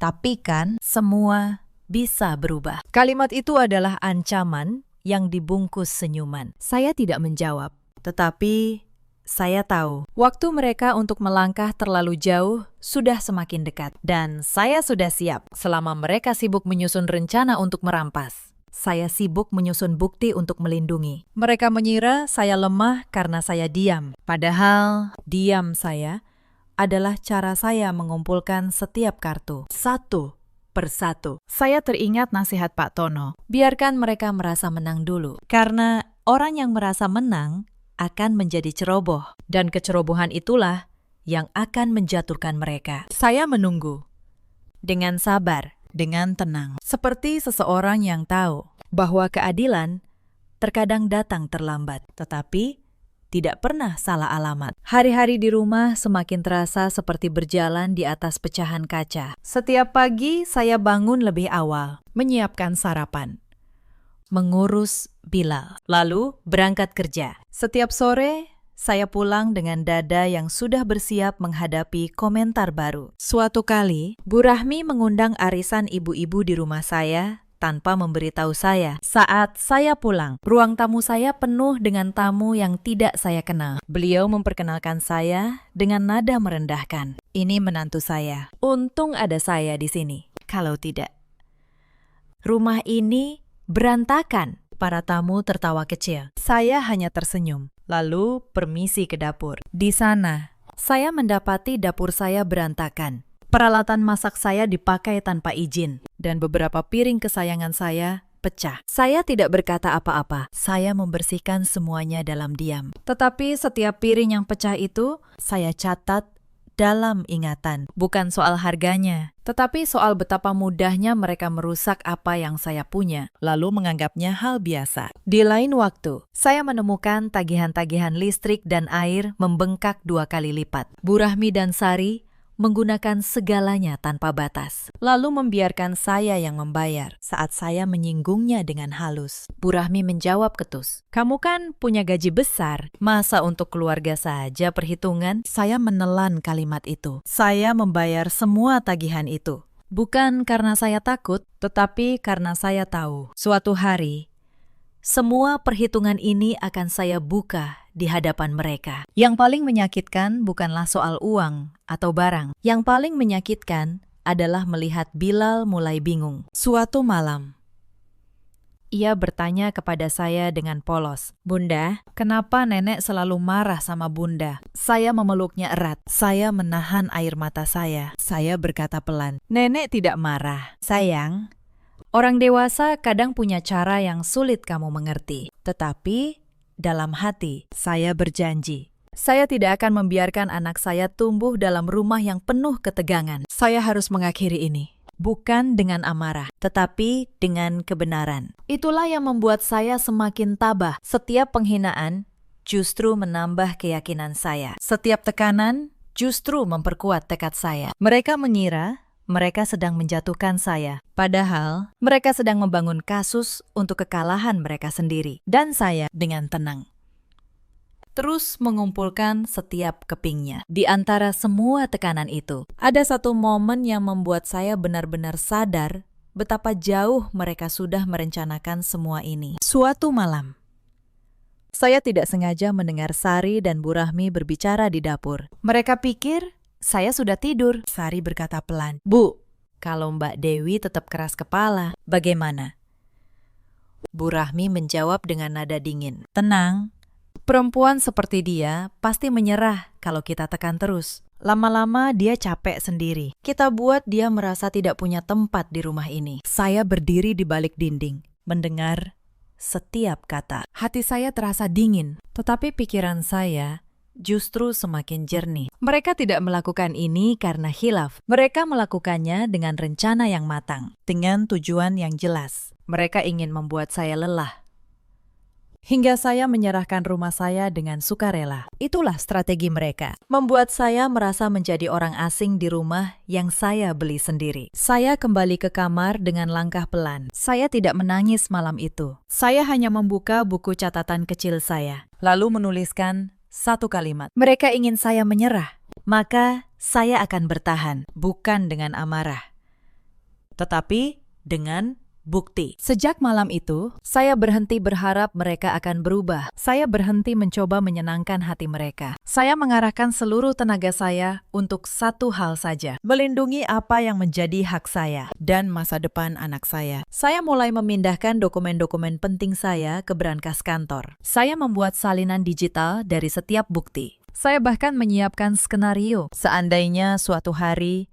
mereka benar-benar memaksa saya keluar dari rumah. Saya tidak gegabah, saya tidak terburu-buru. Saya bergerak seperti air yang tenang, tetapi tahu persis kemana ia mengalir. Dan setiap kali mereka tersenyum, penuh kemenangan, mengira saya semakin lemah. Saya justru semakin dekat dengan saat di mana semua topeng mereka akan terlepas. Beberapa hari setelah percakapan dengan Sari, saya menemukan sesuatu yang membuat saya benar-benar waspada. Pagi itu, saya pulang lebih cepat dari kantor karena ada dokumen tertinggal. Saat saya masuk, saya mendengar suara Bu Rahmi sedang menelpon seseorang di ruang tengah. Saya berhenti di balik pintu. Beliau berkata pelan, "Pakistan. Saya butuh bantuan Bapak. Tolong buatkan surat seolah-olah menantu saya sudah menyetujui pembagian rumah. Soal tanda tangan, nanti kita atur." Saya membeku. Sebagai notaris, saya tahu persis apa yang sedang beliau rencanakan. Beliau ingin memasukkan persetujuan saya. Beliau mencari orang dalam yang bisa membuat dokumen palsu. Saya tidak masuk. Saya tidak menampakkan diri. Saya merekam suara itu dari balik pintu, lalu pergi diam-diam kembali ke mobil. Tangan saya gemetar, bukan karena takut, tetapi karena marah yang harus saya tahan. Malam itu, saya menemui Pak Tono di sebuah kafe yang tenang. Saya menceritakan semuanya. Saya memutar rekaman itu untuknya. Pak Tono mendengarkan dengan serius. Lalu ia berkata, "Dewi, ini sudah masuk ranah pidana. Pemalsuan dokumen. Kalau kamu mau, kita bisa langsung lapor." Saya menggeleng pelan. Saya berkata, "Belum. Kalau saya lapor sekarang, saya hanya menghentikan satu surat. Tetapi mereka akan terus mencari cara lain. Saya ingin menghentikan semuanya sekaligus. Saya ingin mereka berhenti dengan kesadaran bahwa mereka kalah telak." Pak Tono menatap saya lama. Lalu ia tersenyum. Ia berkata, "Kamu memang berpikir seperti seorang notaris. Sabar, tapi mematikan." Kami menyusun strategi malam itu. Saya akan mengumpulkan semua bukti. Sertifikat asli akan saya simpan di berangkas kantor, jauh dari jangkauan mereka. Setiap percakapan akan saya rekam. Setiap surat palsu akan saya salin. Dan saat waktunya tiba, saya akan membeberkan semuanya di hadapan mereka, agar tidak ada lagi ruang untuk berbohong. Sepulang dari kafe itu, saya merasa lebih tenang. Bukan karena masalah selesai, tetapi karena saya tahu saya tidak lagi berjuang sendirian dalam kegelapan. Keesokan harinya, saya mengunjungi ibu kandung saya di rumah lamanya. Saya tidak menceritakan semua detailnya. Saya tidak ingin beliau khawatir. Tetapi ibu saya, dengan nalurinya, tahu ada yang tidak beres. Beliau memegang tangan saya. Beliau berkata, "Dewi, ibu tidak tahu apa yang sedang kamu hadapi. Tapi ingat satu hal, kamu perempuan yang kuat. Kamu tidak perlu izin siapapun untuk mempertahankan apa yang menjadi hakmu." Kata-kata itu memberi saya kekuatan baru. Saya pulang dengan hati yang lebih mantap. Sementara itu, di rumah, tekanan semakin meningkat. Calon suami Sari, seorang pria bernama Reza, mulai ikut campur. Suatu sore, ia datang bersama Sari. Ia berkata kepada saya dengan nada sok berwibawa, "Mbak Dewi, sebaiknya soal rumah ini segera diselesaikan. Saya dan Sari butuh kepastian sebelum menikah." Saya menatapnya tenang. Saya bertanya, "Kepastian? Apa yang Anda maksud?" "Rumah ini bukan milik Sari." Reza tersenyum sinis. Ia berkata, "Tapi Sari bilang ini akan jadi rumah kami. Bu Rahmi sudah berjanji." Saya tersenyum balik. Saya berkata, "Bu Rahmi tidak punya hak menjanjikan sesuatu yang bukan miliknya. Kalau Anda ingin rumah, sebaiknya Anda tanya dulu, siapa pemilik sahnya?" Reza terdiam. Wajahnya berubah. Mungkin baru saat itu ia menyadari bahwa cerita yang ditanamkan keluarga Sari kepadanya tidak sepenuhnya benar. Setelah mereka pergi, Mbak Asih mendekati saya. Ia berkata pelan, "Bu, saya tidak tega melihat ibu diperlakukan seperti ini. Saya akan bersaksi kalau memang dibutuhkan. Saya melihat semuanya." Saya menatap Mbak Asih. Mata saya hampir berkaca-kaca. Di tengah rumah yang penuh pengkhianatan, ternyata masih ada satu orang yang berdiri di pihak kebenaran. Saya berkata, "Terima kasih, Mbak. Kesaksianmu lebih berharga dari yang kamu kira." Malam itu, saya menulis di buku catatan kecil saya. Saya menulis nama-nama orang yang berdiri di pihak saya. Daftarnya pendek, tetapi setiap nama di sana adalah orang yang tulus. Saya juga menulis daftar bukti yang sudah saya kumpulkan. Sertifikat asli, akta jual beli, bukti pembayaran. Rekaman suara Bu Rahmi menyuruh ganti gembok. Rekaman beliau merencanakan surat palsu. Salinan surat pernyataan Mas Budi. Rekaman kamera pengawas. Dan kesaksian Mbak Asih. Semuanya tersusun rapi, hitam di atas putih. Tetapi saya masih menahan diri karena saya tahu satu langkah terakhir, mereka akan menjadi langkah yang menjatuhkan mereka sendiri. Dan saya hanya perlu menunggu mereka melakukannya di depan banyak saksi. Tekanan itu tidak berhenti di dalam rumah. Bu Rahmi mulai memperluas serangannya. Suatu hari, beliau mengundang beberapa kerabat dekat untuk minum teh. Saya kebetulan sedang bekerja. Saat saya pulang, salah satu tetangga menyapa saya dengan tatapan aneh. Ia berkata, "Dewi, benarkah kamu sering meninggalkan Bilal sendirian demi karir?" Saya terkejut. Saya bertanya, "Siapa yang bilang begitu?" Tetangga itu ragu.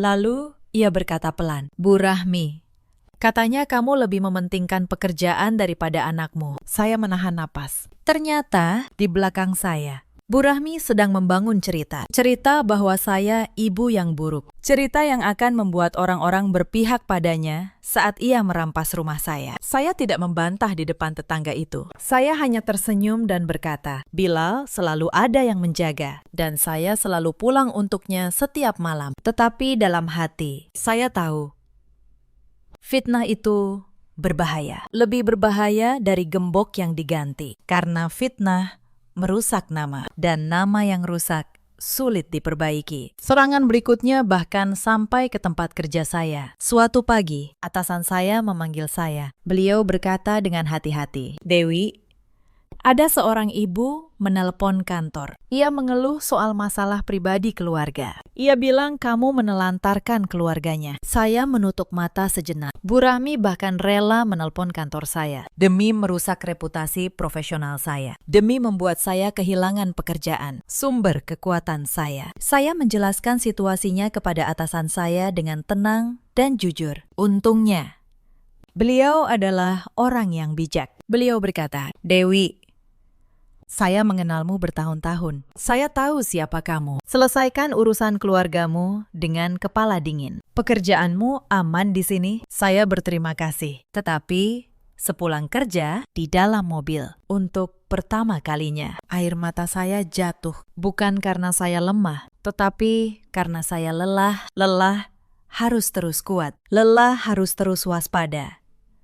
Di rumah yang seharusnya menjadi tempat saya beristirahat. Malam itu adalah titik terendah saya. Saya duduk di balkon rumah saya, menatap langit bintaro yang gelap. Saya bertanya pada diri sendiri, apakah semua ini sepadan? Apakah saya harus menyerah saja memberikan rumah itu demi mengakhiri penderitaan? Tetapi lalu saya teringat Bilal, saya teringat senyumnya. Saya teringat kata-kata ibu kandung saya, kamu tidak perlu izin siapapun untuk mempertahankan apa yang menjadi hakmu. Saya menghapus air mata saya berdiri. Dan saat itu saya bersumpah pada diri sendiri, saya tidak akan menyerah, bukan demi rumah, tetapi demi harga diri saya dan demi masa depan anak saya. Karena jika saya menyerah hari ini, Bilal akan belajar bahwa orang baik selalu kalah. Dan saya tidak ingin ia tumbuh dengan keyakinan itu. Sejak malam itu, saya tidak lagi ragu. Setiap langkah saya menjadi lebih pasti. Saya bukan lagi menantu yang ketakutan. Saya adalah perempuan yang sedang menyiapkan keadilannya sendiri. Saya menambah satu lagi salinan untuk semua bukti saya dan menitipkannya kepada Pak Tono. Saya berkata, kalau terjadi sesuatu pada saya atau pada bukti-bukti ini, Bapak yang pegang salinannya. Pak Tono mengangguk serius. Ia berkata, tenang, Dewi, kebenaran tidak bisa dihapus semudah mengganti gembok. Dan benar saja, beberapa hari kemudian, mereka melakukan langkah terakhir mereka. Langkah yang mereka kira akan menghancurkan saya. Padahal, langkah itulah yang menghancurkan diri mereka sendiri. Orang yang saya hubungi adalah Pak Tono. Ia rekan saya sesama praktisi hukum, seorang pengacara yang sudah saya kenal sejak masa kuliah. Saya menceritakan semuanya dengan tenang, walau dada saya bergemuruh. Pak Tono mendengarkan, lalu berkata, Dewi, selama sertifikat asli masih di tanganmu dan namamu yang tercantum, tidak ada yang bisa memindahkan kepemilikan tanpa tanda tanganmu. Mengganti gembok bukan berarti mereka memiliki rumah itu. Kalimat itu menenangkan saya. Tetapi Pak Tono menambahkan satu hal. Ia berkata, mulai sekarang, kumpulkan bukti. Setiap kata, setiap surat.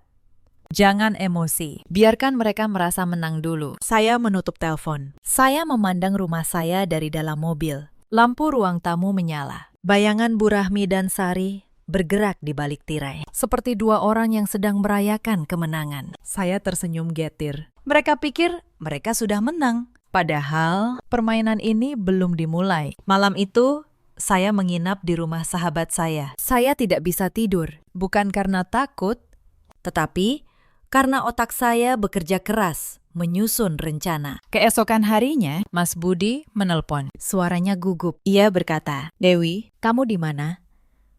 Pulanglah, ibu cuma ingin bicara. Saya menjawab, tenang. Bicara soal apa, Mas? soal gembok yang kalian ganti tanpa sepengetahuan saya. Ia terdiam lama. Lalu ia berkata pelan, "Ibu menyuruhku menandatangani sesuatu. Surat pernyataan. Aku sudah menandatanganinya." Tangan saya mengepa, tetapi suara saya tetap datar. Saya bertanya, "Surat apa, Mas?" Ia menjawab dengan suara hampir tak terdengar. "Surat yang menyatakan rumah ini akan dibagi. Sebagian untuk Sari." Saya menutup mata. Suami saya, ayah dari anak saya, telah menandatangani surat untuk menyerahkan rumah yang saya beli dengan keringat saya sendiri. Tetapi saya tidak berteriak. Saya hanya berkata, "Mas, kamu tahu surat itu tidak sah tanpa tanda tangan saya, kan? Aku pemilik sah rumah ini." Di seberang sana, ia terdiam. Mungkin baru saat itu ia menyadari bahwa ia telah ditipu oleh ibunya sendiri. Beberapa hari kemudian, tibalah saat Lebaran. Rumah saya di Bintaro dipenuhi sanak saudara dari pihak Mas Budi. Bu Rahmi sengaja mengundang banyak orang. Saya tahu. Beliau ingin mempermalukan saya di depan keluarga besar. Di tengah acara, di hadapan belasan kerabat, Bu Rahmi tiba-tiba berdiri. Beliau menunjuk ke arah saya. Lalu berkata lantang, "Lihatlah menantu durhaka ini. Tidak mau berbagi sedikit pun dengan adik iparnya yang mau menikah." Hatinya sekeras batu. Ruangan menjadi senyap. Semua mata tertuju pada saya. Saya merasakan panas merambat ke wajah saya. Saya berdiri perlahan. Saya menatap Bu Rahmi. Lalu saya menatap satu persatu wajah kerabat yang hadir. Saya berkata dengan suara tenang namun jelas, "Saya tidak pernah menolak membantu keluarga, tetapi saya menolak diperas dengan kata keluarga." Suasana semakin mencekam. Sari berdiri dari sudut ruangan. Wajahnya memerah. Ia berkata sinis, "Mbak Dewi memang tidak tahu diri. Numpang jadi keluarga, tapi pelit." Saya menatapnya tanpa berkedip. Saya menjawab, "Numpang, Sari. Ini rumah saya, atas nama saya. Kamu yang menumpang di sini." Sari membisu. Beberapa kerabat mulai berbisik. Bu Rahmi gemetar menahan amarah. Tetapi saya belum mengeluarkan satupun bukti saya. Saya hanya membiarkan mereka melihat retakan kecil pada cerita yang mereka karang. Malam itu, setelah semua tamu pulang, saya pergi diam-diam ke kamar. Saya membuka laci tersembunyi di lemari saya. Di sana tersimpan satu map coklat. Selama berminggu-minggu, saya tidak hanya diam. Saya merekam setiap percakapan. Saya menyimpan setiap pesan. Saya membuat salinan dari surat pernyataan palsu yang ditandatangani Mas Budi. Saya bahkan menyimpan rekaman saat Bu Rahmi menyuruh tukang mengganti gembok. Semua tersusun rapi, hitam di atas putih. Tetapi saya masih menunggu satu hal terakhir. Saya menunggu mereka melangkah terlalu jauh. Dan mereka melakukannya, persis seperti yang saya duga. 3 hari kemudian, Bu Rahmi memanggil saya ke ruang tengah. Di sana sudah ada Mas Budi dan Sari. Di atas meja, ada selembar surat dan sebuah pulpen. Bu Rahmi menyodorkan surat itu ke depan wajah saya. Beliau berkata dingin, "Tanda tangani ini. Rumah ini bukan milikmu lagi." Saya menatap surat itu. Sebuah surat hibah. Surat yang akan menyerahkan rumah saya kepada Sari. Saya menatap wajah-wajah di hadapan saya. Suami yang menunduk, ibu mertua yang merasa menang, adik ipar yang tersenyum penuh kemenangan. Lalu, saya tersenyum. Senyum yang membuat senyum mereka perlahan memudar. Saya berkata pelan, "Baik, tapi sebelum saya tanda tangani, ada beberapa hal yang harus kalian lihat dulu." Dan saat itulah, saya mengeluarkan map coklat dari dalam tas saya. Saya membuka map itu perlahan di atas meja, di depan mata mereka. Lembar pertama saya keluarkan. Saya berkata, "Ini sertifikat asli rumah ini. Atas nama saya, Dewi. Diterbitkan 3 tahun sebelum saya menikah dengan Mas Budi." Bu Rahmi menatap sertifikat itu. Wajahnya mulai pucat. Saya mengeluarkan lembar kedua. Saya berkata, "Ini akta jual beli. Lengkap dengan bukti pembayaran dari rekening saya. Tidak ada 1 rupiah pun dari keluarga Mas Budi di rumah ini." Sari mulai gelisah di kursinya. Saya mengeluarkan lembar ketiga. Saya menatap Mas Budi, lalu berkata, "Dan Ini, salinan surat pernyataan yang Mas tanda tangani. Surat yang katanya membagi rumah ini. Tapi Mas tahu, surat itu tidak punya kekuatan hukum apapun. Karena Mas bukan pemilik rumah ini. Mas Budi menunduk semakin dalam. Wajahnya merah karena malu. Lalu saya mengeluarkan ponsel saya. Saya memutar sebuah rekaman. Dari ponsel itu terdengar suara Bu Rahmi sendiri. Jelas dan tidak terbantahkan. Suara beliau menyuruh tukang mengganti gembok. Suara beliau berkata bahwa ia akan memaksa saya menyerahkan rumah dengan cara apapun. Ruangan menjadi sunyi. Hanya suara rekaman itu yang berbicara. Saya melanjutkan. Mengeluarkan lembar berikutnya dari map coklat itu. Saya berkata, dan ini, Bu Rahmi, adalah rekaman suara ibu sendiri. Saat ibu menelpon seseorang. Meminta dibuatkan surat palsu. Seolah-olah saya sudah menyetujui pembagian rumah ini. Saya memutar rekaman itu. Suara Bu Rahmi sendiri terdengar jelas di ruangan yang sunyi. Suara beliau meminta dokumen palsu. Suara beliau berkata bahwa soal tanda tangan akan diatur belakangan. Wajah Bu Rahmi memutih. Beliau membuka mulut, tetapi tidak ada kata yang keluar. Sari berdiri, panik. Ia berkata, itu rekayasa. Mbak Dewi mengarang semuanya. Saya menatapnya tenang. Saya mengeluarkan ponsel saya lagi, lalu memutar rekaman dari kamera pengawas. Di layar terlihat jelas, Sari sedang merobek foto-foto pernikahan saya. Lalu terlihat pula, tukang yang datang mengganti gembok atas perintah Bu Rahmi. Saya berkata, apakah ini juga rekayasa? Sari terduduk lemas. Ia tidak bisa berkata apa-apa lagi. Saya menatap Mas Budi, suami saya, pria yang seharusnya berdiri di samping saya. Tetapi selama ini hanya menunduk. Saya berkata pelan, Mas, saya tidak menyimpan semua ini untuk menghancurkan keluargamu. Saya menyimpannya untuk melindungi diri saya. Karena tidak ada satupun dari kalian yang mau melindungi saya. Mas Budi mengangkat wajahnya. Matanya merah.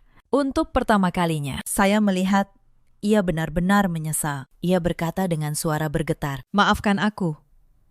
Dewi, aku buta. Aku terlalu takut pada ibuku, sampai aku lupa siapa yang seharusnya kulindungi. Ruangan itu menjadi panggung di mana setiap topeng akhirnya terlepas. Bu Rahmi, yang selama ini garang, kini hanya seorang perempuan tua yang ketahuan. Sari yang selama ini penuh perhitungan, kini hanya seorang gadis yang kehilangan semua rencananya. Saya berdiri di tengah ruangan itu, memegang map coklat saya. Saya tidak berteriak, saya tidak menangis. Saya hanya merasakan satu hal yang sudah lama hilang dari rumah ini. Rasa hormat. Saya menatap mereka semua. Lalu saya berkata, saya bisa membawa semua bukti ini ke pengadilan. Pemalsuan dokumen, percobaan perampasan hak. Semuanya bisa berujung pidana. Tetapi saya tidak akan melakukannya, bukan karena saya takut, tetapi karena saya tidak ingin Bilal tumbuh dengan cerita bahwa neneknya dan bibinya dipenjara. Bu Rahmi menatap saya. Air mata mengalir di pipinya yang keriput. Untuk pertama kalinya, beliau tidak punya kata-kata untuk membantah. Saya melanjutkan.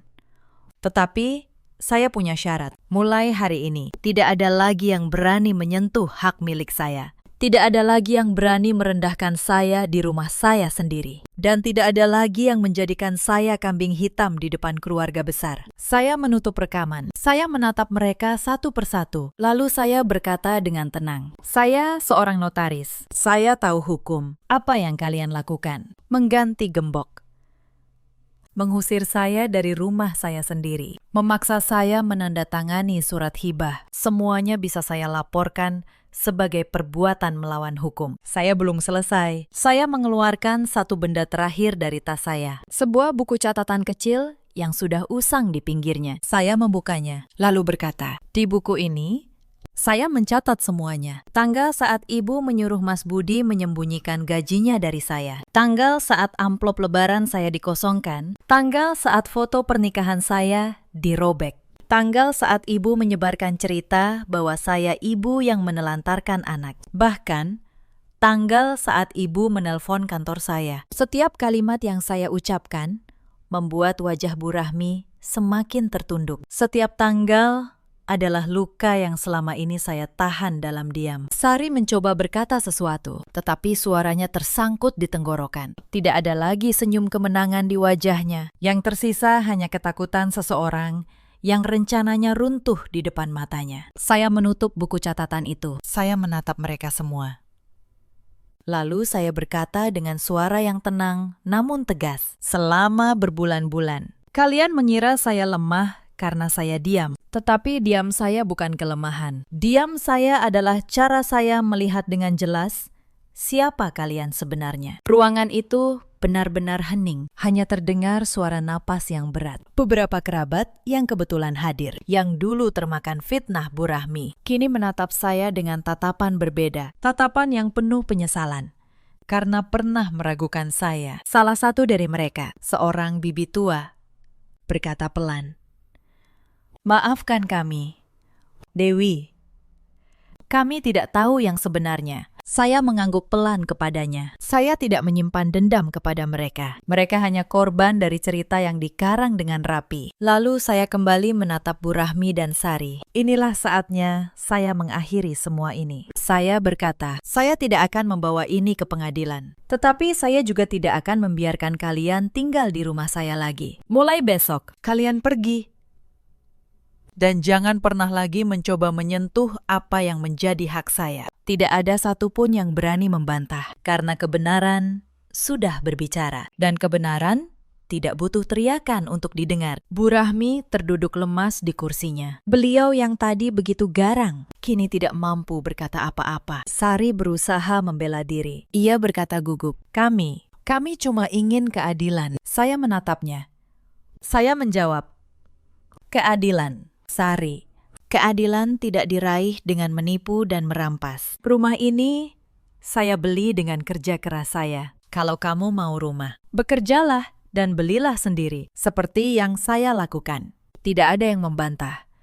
Karena tidak ada satupun bukti yang bisa mereka ajukan untuk melawan map coklat saya. Saya melipat surat hibah yang tadi mereka sodorkan. Saya merobeknya pelan-pelan di depan mata mereka. Lalu saya berkata, mulai besok, Bu Rahmi dan Sari, saya minta kalian meninggalkan rumah saya. Kalian boleh tinggal dimanapun kalian mau, tapi tidak di rumah saya. Bu Rahmi mengangkat wajahnya. Untuk pertama kalinya, saya melihat air mata di matanya. Tetapi saya tidak goyah. Air mata yang datang setelah ketahuan bukanlah penyesalan. Itu hanya rasa malu karena kalah. Keesokan harinya, Sari pergi membawa kopernya, tanpa pamit, tanpa permintaan maaf. Bu Rahmi pun kembali ke rumahnya di Depok. Rumah saya kembali sunyi. Tetapi untuk pertama kalinya dalam berbulan-bulan, sunyi itu terasa damai. Mas Budi tinggal. Tetapi keadaan kami tidak lagi sama. Malam itu, ia datang ke kamar. Ia duduk di tepi tempat tidur. Ia berkata pelan, Dewi, maafkan aku terlalu lemah.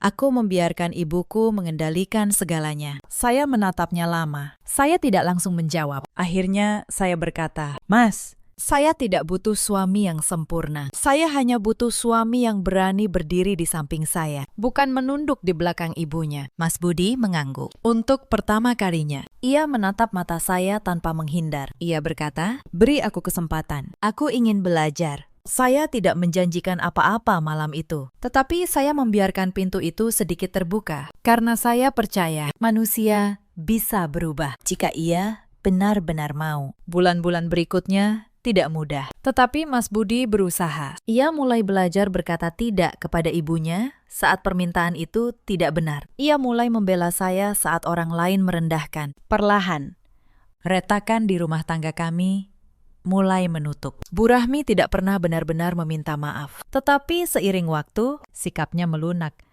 Saat kesehatannya menurun, ia mulai mengerti bahwa keluarga bukan soal siapa menguasai siapa. Keluarga adalah soal saling menghargai. Suatu sore, beberapa bulan kemudian, kami makan malam bersama. Bukan dengan rendang mahal atau hidangan mewah, hanya ikan goreng, sayur asem, dan sambal terasi. Tetapi untuk pertama kalinya, tidak ada sumpit yang membentur meja karena amarah. Hanya ada suara tawa Bila yang memenuhi ruangan. Saya menatap meja makan itu. Meja yang dulu menjadi medan perang, kini kembali menjadi tempat berkumpul. Dan saya tahu, perubahan itu tidak datang dari pertengkaran. Ia datang dari batas yang berani saya tegakkan. Cerita ini mengajarkan kita satu hal. Kebaikan tanpa batas bukanlah kebaikan, melainkan undangan untuk diinjak. Jangan pernah menyerahkan harga dirimu demi kata damai yang palsu. Dan jangan pernah membiarkan rasa takut membuatmu menyerahkan apa yang menjadi hakmu. Di luar sana, ada banyak perempuan seperti saya dulu. Perempuan yang mengira diam adalah kebaikan dan mengalah adalah kemuliaan. Padahal, ada saatnya diam harus berubah menjadi suara dan mengalah harus berubah menjadi batas. Ada pula banyak suami seperti Mas Budi, pria yang baik, tetapi terlalu takut berdiri di antara ibu dan istrinya. Padahal cinta sejati bukanlah memilih satu pihak, melainkan berani membela yang benar. Dan ada banyak ibu mertua seperti Bu Rahmi. Perempuan yang tumbuh di zaman ketika menjadi menantu berarti harus tunduk tanpa syarat.